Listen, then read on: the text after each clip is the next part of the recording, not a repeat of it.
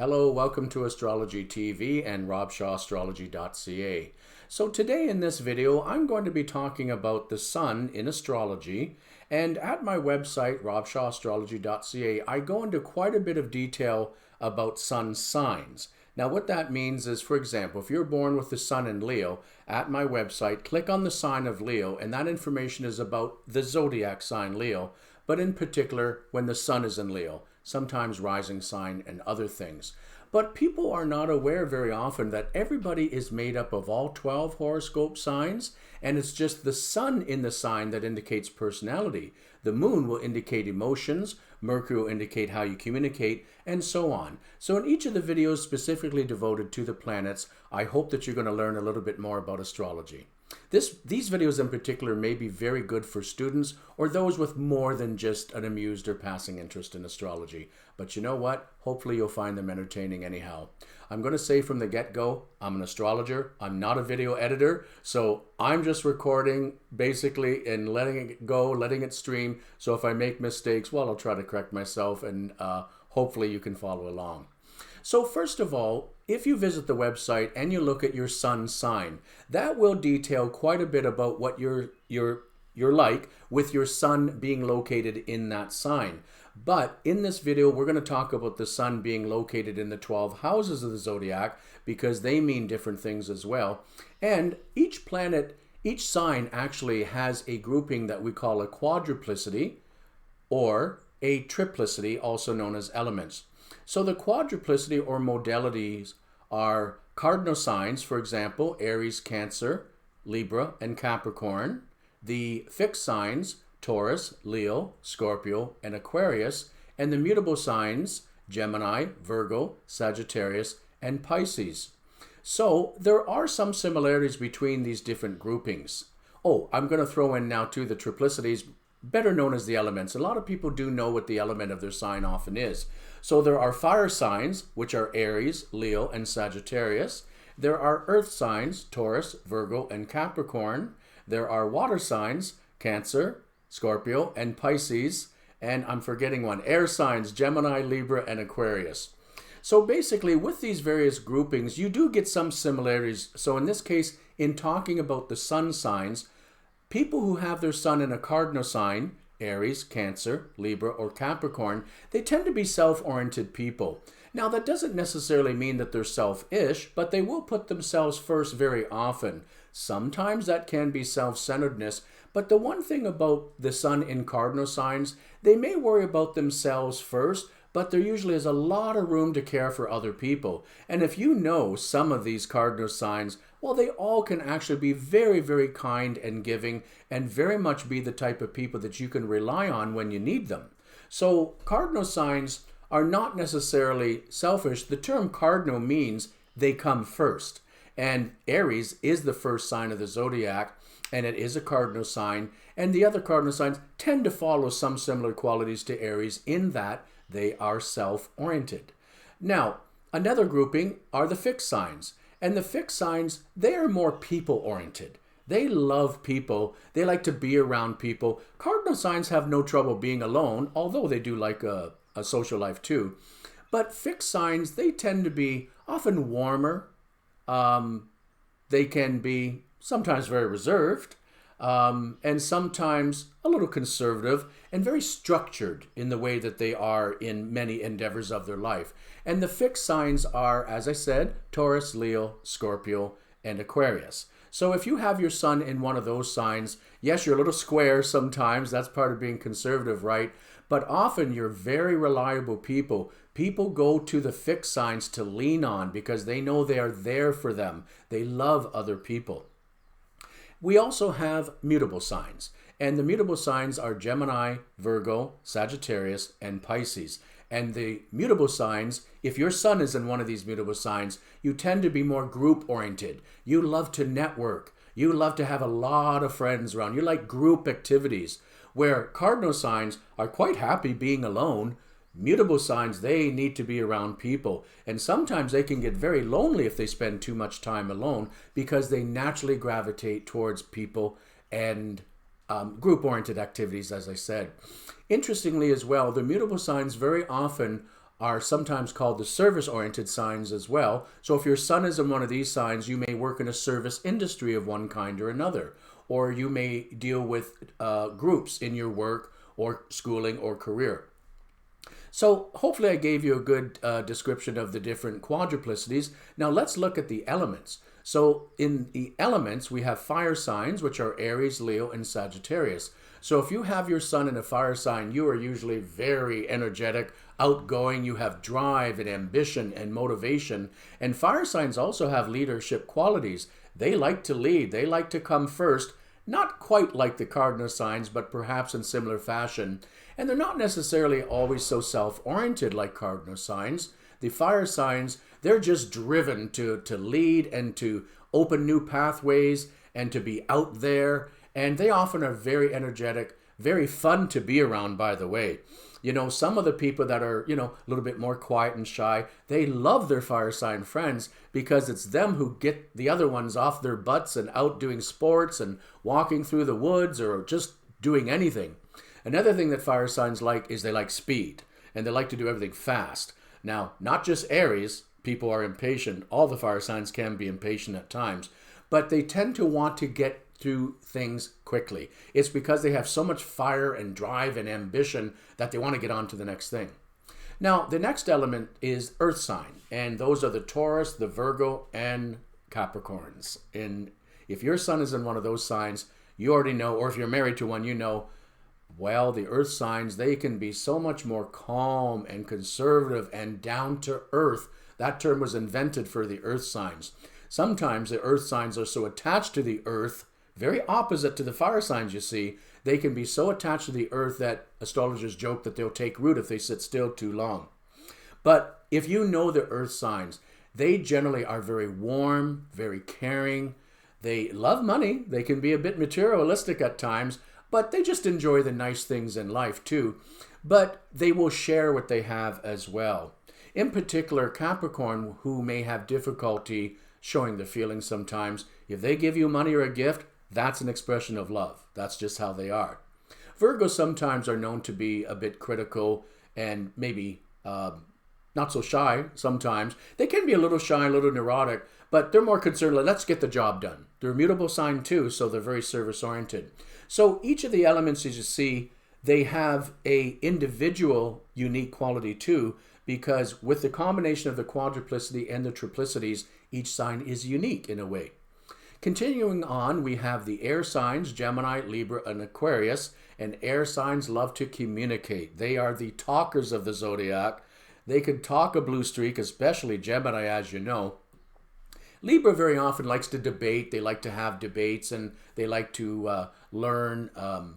Aquarius also has a great thirst for knowledge, but they tend to be the most scientific of the air signs. But actually, all of the air signs may be attracted to, well, really any mode of learning because they need to know and they need to share and they need to communicate.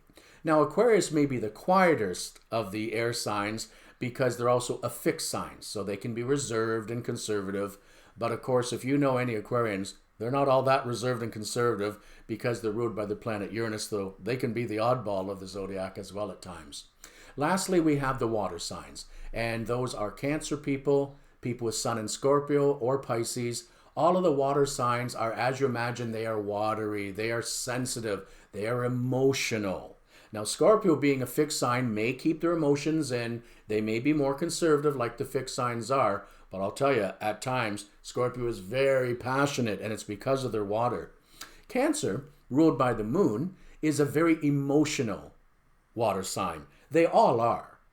Scorpio may hide their emotions, and Pisces, well, they're always emotional, but sometimes they can be shy too because they're a mutable sign.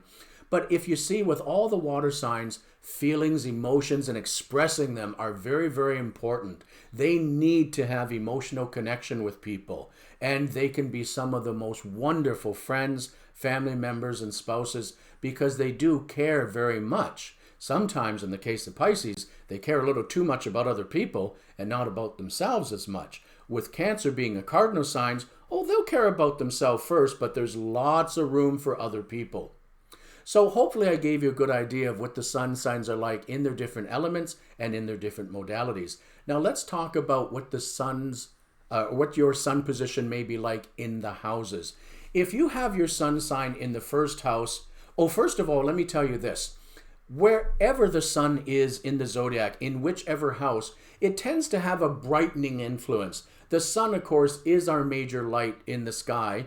And in the same way, your sun sign, you're meant to be the brightest and the best of what those signs have to offer. And as well, when the sun is in a particular house, it tends to brighten the activities of that house. So for example, when the sun is in the first house deals with you, yourself, your basic character and things like that through your rising sign. So when your sun is in the first house, you like to talk about yourself sometimes. You may like to be the center of attention. You may like things coming to you. But as well, sun in the first house people are very warm, very sunny, very bright, often very cheerful. Now, of course, every planet can have an aspect to other planets. So for example, if the sun was in a square, the sun in the first house in a square to Saturn, not so cheery, not so bright, and maybe not so warm. But if the sun was trining Jupiter, and the sun is in the first house, well, Jupiter makes it very expansive. This person will be at times even overbearing. They can be a little over the top because they are so bright, they kind of outshine other people, or they may want to. So I won't get into too much about the aspects. That's for a later video, but just trying to illustrate the differences that you can have. So you might have your sun in the first house and be the type to be very bright and outgoing, like if it's sun in Gemini. But your spouse might have the sun in the first house and they might be a Capricorn. Well, they're not going to be as talkative as you, and they're not going to be as necessarily outgoing. They're more reserved. So hopefully you see the combination of the sign and the house, they kind of work together to tell the astrologer information about you or about yourself if you're studying it on your own. So continuing on, people with the sun in the second house, they tend to like money. The second house has to do with all things that are dealing with money, material resources, what sustains and nurtures you in the material sense, but also the emotional sense. Second house deals with attitudes towards sex, money, all kinds of things that sustain you. So people who have the sun in the second house, they tend to be very interested in material resources. They tend to want to envelop themselves in their work and making money, having things. Depending on the sign, that may have to do with their status or other such things. But in general, the sun in the second house can be a very bright influence for money because the sun will shine a spotlight in any house that it is in as well. So the spotlight is on material resources and things that sustain and nurture you. Now that may manifest in many different ways, but hopefully giving you an idea of what the sun is like in the second house. When the sun is in the third house, that house is all about early education and travel, lower communications, friends, brothers and sisters and such. So if you have the sun in the third house, you're usually the type of person who likes to be around your siblings, your peers, neighbors, friends. And usually it's a great bright spot on education and travel. Especially in the third house, this person might love to take a lot of short trips as opposed to long trips, which is ninth house, but they may enjoy travel of any kind if you have the sun in the third house. There also usually is a great love of learning with the sun in the third house. Again, it's a very bright influence wherever it is, and the third house is all about education, communication. People with sun in the third house, they may love to read or be involved in the digital media. They love film, TV sometimes. They like to learn, and in any way that they can learn, they're there. Also, if there are other indications, people with sun in the third house may be talented with languages, because language, of course, is a form of communication. When the sun is in the fourth house of home and family, well, those people love to be at home. Depending on the sign, they can be a real homebody and hard to get out of the house sometimes, but where they shine is in the home. So people with the sun in the fourth house, they tend to have a nice home. They like a nice home. They may or may not have a great family life. It may depend on how that sun is aspected. But the person with the sun in the fourth house, they may like to entertain. They may like to have people in their home. The sun in the fourth house is really wonderful for learning to relate with family. So whether that is good or bad, there is a lot of activity within the family. And sometimes sun in the fourth house people, they may work in real estate or in some other area that deals with home furnishings, home decor, etc. When the sun is in the fifth house, that's called the natural place for the sun because it rules the fifth house and Leo. So the fifth house is all about, we call it the fun house in astrology. It's all about your hobbies, your creativity. It's children of the mind and children of the body. It's also about love and sex. So obviously with the sun in the fifth house, oh, those people are so much fun usually. Kind of like sun in the first house. They tend to be outgoing, effervescent. They make great friends. They make great lovers. And also as children, they sometimes are your sunniest children. If you have sun in the fifth house and you have children, sometimes they're just a real sunny part of your life, of course.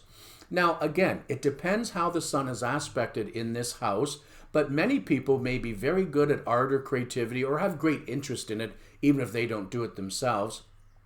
Depending on the sign, for example, mutable signs love music. So if the sun was in Virgo or Gemini or Pisces in the fifth house, they probably very much love music. If it's in the sign of Leo or Aquarius or Libra even, they may be more interested in film and TV. So wherever the sun is in the sign, in the fifth house, there usually is a great enjoyment of hobbies, creativity. Maybe these people fall in and out of love. Maybe they're in love only once in their life, but it's a very important part of their life. When you have the sun in the sixth house, one of the best things about that placement is the sixth house is all about your work and how you serve the rest of the world, where you may be in service to other people. So when the sun is in the sixth house, those people really usually love their work and they can shine in the workplace. They can be the people that everybody loves at work. They may be your work spouse, work wife or husband, as some people will say. Sun in the sixth house, generally because it's such a brightening influence, as I say, their ego, which is related to the sun, is very much involved with the sixth house and their work. So they may be a little bit of workaholic, depending on other aspects in the chart. Some people with sun in the sixth house and maybe afflicted, they don't really want to work. They want to get by easy in life. But usually sun in the sixth house, because it's such a bright influence, it may be one of the aspects that indicate the person can be very successful in their career. Again, it depends how it's aspected. Sun in the sixth house people, they may also have a great interest in health and hygiene because this house is very much involved with that. So you may find people that work in healthcare in one capacity or another, either right to super medical specialist or doctor of some kind or another, or even people that are just involved in hygiene or maybe even selling hygiene products, maybe pharmaceuticals or other health products even, because the sun, again, shines in this house. So they tend to feel good around health and topics of hygiene and such. When you have the sun in the seventh house, you may be very focused on your partners. The seventh house are your partners, both for business and for personal life. So the sun in the seventh house might be a little bit lucky in that they have a great spouse because they're a shining light in their life. Or just in general, their relationships may tend to go well. Now, if that sun is afflicted, say squared by Neptune or other planets that can be a little bit troublesome at times, well, maybe the partnerships don't go so well, but there's a heavy focus on partnerships even. If there are other planets with that sun, for example, Jupiter, this type of person may thrive in partnerships and teamwork rather than really wanting to go about things on their own. In fact, with the sun in the seventh house, most people don't like to be alone. They need to be and want to be around other people. But the sun in the seventh house can be a bright spot for marriage and partnerships and teamwork of all kind. I find sometimes people who are very good at team sports may have sun in the seventh house because the seventh house is about partnerships and relationships. And of course, especially with team sports, you want to have a good relationship with your other team members. The sun in the eighth house is a little bit more difficult. Because the sun needs to shine wherever it is, the eighth house is a little bit dark. The eighth house is about hidden matters and dead-end projects, health problems, money problems, sex problems. But on the plus, it can be someone who might be very involved with joint investments, banking, insurance, or whatever. So on the good side, people with sun in the eighth house may do very well in those industries: banking, insurance, investment, but also health, and especially sexual health sometimes. Now, if that sun is afflicted in that house, it usually goes the other way. They may be victims of sexual assault, victims of fraud or theft. They may lose money to a spouse or lose great monies in investments. Now, that's not throughout their life necessarily, but at times when that sun may be aspected by other planets. Aspects kind of kind of motivate the planet at the time that it's being activated, and issues around that planet and the house and sun placement, they're activated by transits. But again, that's another video down the road. Sticking with the sun in the 8th house, it is a little bit difficult because, for example, if someone had their sun in Leo in the 8th house, well, Leo loves to be out there. They like to be dramatic. They like to be fun. They like to be the center of attention. Not sun in the 8th house. They don't like to be the center of attention. They can be kind of shy. So you see, you've got a major conflict there with the sign wants attention, but the sun in the 8th house does not want attention, so there can be conflict. So the sun in the 8th house is perhaps a little more difficult of a placement for the sun, but not at all if it's well aspected. Those people generally become very successful in the fields that I mentioned, health and finance. With the sun in the 9th house, like 3rd house, that really brightens the person's desire to be educated, to learn, to communicate, and they love travel. They may in particular have a love of foreign countries. And in fact, sometimes sun in the 9th house may indicate that you will live in or move to a country foreign from where you were born. Not always, but usually there's a great interest in foreign people. Now, if that sun in the 9th house is afflicted with a negative aspect by a deep, dark planet like Saturn or Neptune, they may be xenophobic. They may have a fear of unknown people or such. Generally, the sun in the 9th house is not so bad because any way that you can brighten your learning and education, well, that's fantastic. You tend to be more well-rounded and more accepting of other people. And in fact, the 9th house also has a lot to do with religion and philosophy. And so people with the sun in the 9th house, they may be very knowledgeable about higher life philosophy, spirituality. They may be very religious, or they just may be very ecumenical in their thinking, but they usually have a love of philosophy and learning and travel. With the sun in the 10th house, well, that's one of the best places to have your sun. The reason is the 10th house, opposite to the 4th house of home, is about your public life. And your public life is very much usually involved with your work and your career. Well, during the pandemic, we're not leaving the house much to work, most of us. But, for example, this work for me, I'm putting my work out there into the public by loading videos onto YouTube. So I don't have sun in the 10th house, just to be clear. But if you do have sun in the 10th house, you may become before the public in some way.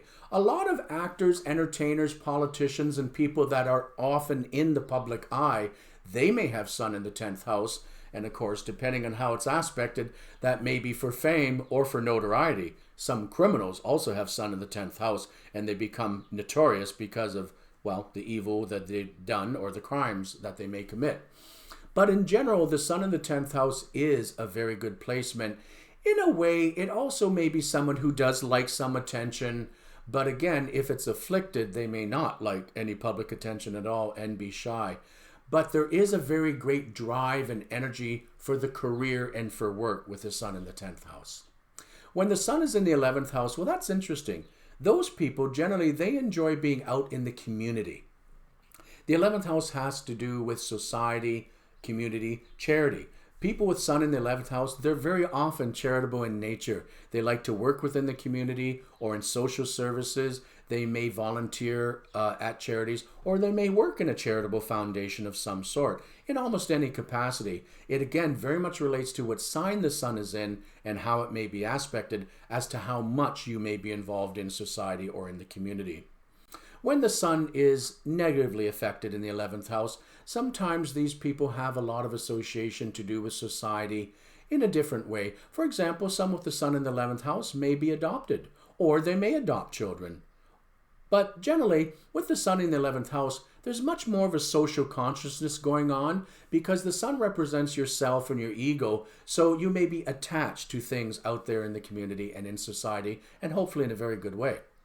The sun in the 12th house, again, a little bit difficult like sun in the 8th house because the 12th house has a lot to do with hidden matters and things that we keep secret, things that sometimes we don't want people to know about. So when you have the sun in the 12th house, there's a couple things that are very strong with that placement. Number one, your true sign symbology is hidden. People don't see that. They may see more of your rising sign, which may be the sign after your sun sign. So for example, you may have a sun in Leo, but a Virgo rising. people are going to see you as a Virgo. They're going to see you as logical, critical, practical, analytical, very adhered to being shy and quiet and not wanting to draw too much attention to themselves. And that's really opposite from what the Sun in Leo normally is like. However, that quality of Sun in Leo, liking attention, being dramatic, being creative, it's still there. It's just very often hidden under wraps, and you don't see it as often, but from time to time it comes out, hopefully in a very good way. Sometimes with the Sun in the 12th house, because of the nature of it's like your Sun has gone into shadow. It's almost like a gloomy day. You know, when we have a beautiful sunny day, we want to get out, we're cheerful because the sun's shining and it's so beautiful in nature. The same is true when we have a gloomy, rainy day or dark clouds in the sky. It's a little bit dark. Well, the Sun in the 12th house may be more prone to gloominess and not being so sunny as they should be. But it's kind of a shame because, of course, the Sun is supposed to be a brightening influence. So for people with Sun in the 12th house, it can be a little difficult for themselves to even understand themselves. And sometimes they can be even a little bit disillusioned or sometimes even self-destructive because they're unable to pull out all the wonderful qualities that they may have that are hidden. Now, that's not always the case. If the Sun is in the 12th house and it's very positively aspected by sign or by other planets, they just may prefer to keep their real self under wraps because they're humble. Yes, even Sun and Leo in the 12th house can be humble. Leo's the most proud sign of the zodiac normally. But Sun in the 12th house people, they're often very humble. They don't need a lot of attention, and they're not neurotic, they're not gloomy, they're not afraid of stuff. They just don't need to draw a lot of attention to themselves because that's not part of who they are. And in fact, people with Sun in the 12th house, they're often the people that we don't see, but they perform very important work. For example, the 12th house is a house of confinement, hospitalization, or where you have special requirements to even be able to be there.